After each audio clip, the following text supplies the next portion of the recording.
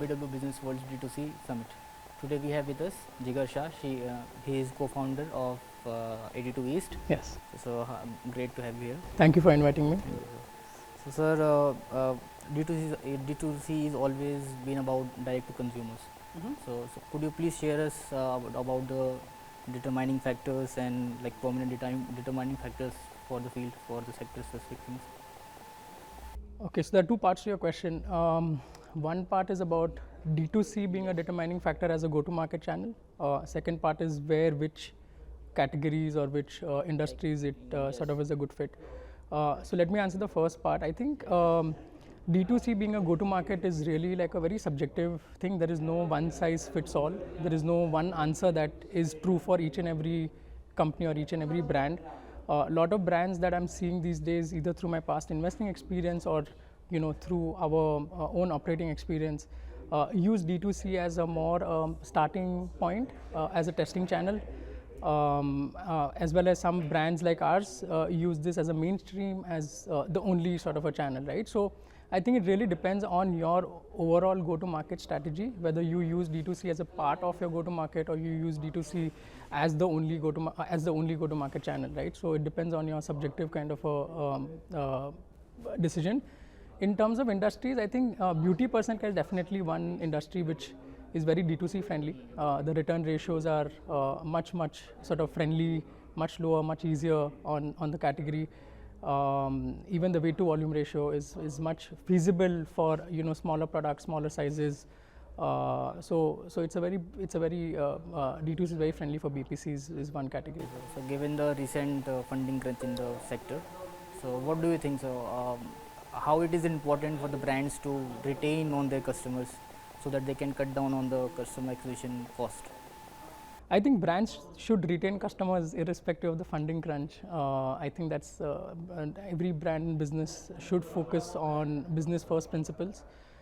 They should always think consumers first and funding and all of those things second, right? So the day you start thinking funding first is, I mean, I understand the fact that you have to survive as a business, but if you do a business from a funding standpoint and not so much from solving a consumer pain point perspective, I think then that's a little bit fundamentally flawed. So I would always encourage entrepreneurs, and that's something that we inculcate very strongly at 82 East also, is to have a very consumer-centric approach and consumer-first kind of an approach. As we have observed that so many brands are coming into skincare and beauty sector, so how do you think how you gonna tackle down on that, on the competition from giants, be it I don't want to name it. So yeah.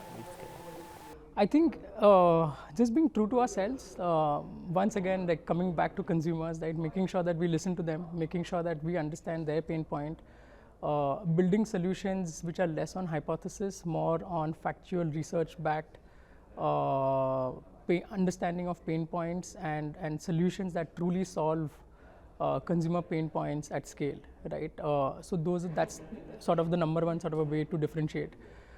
Secondly is like being true and authentic in terms of the quality of products and solutions that we roll out, right? In terms of both the quality, efficacy.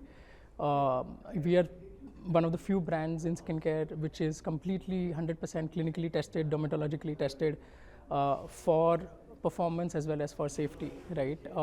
We use the best quality ingredients. In our case, some of our extracts or the active ingredients are even, on a case-by-case basis, clinically tested, right? So one is ingredients being clinically tested. Second is the whole formula of the product being clinically tested, right? So, so one is understanding of the pain point, to summarize, and trying to devise a solution which is very consumer-centric, trying to solve a consumer pain point at scale. And secondly, of course, being authentic and very true to in terms of the solutions that we are rolling out for customers. So moving toward the last question. Yeah.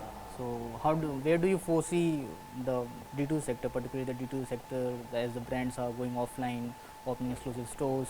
So why is it important? Where do you foresee the sector going down 5 years or maybe 10 years down the line? I think there's a lot of talk, or I've been reading some stuff about D2C and end of D2C and all of that. I don't think so.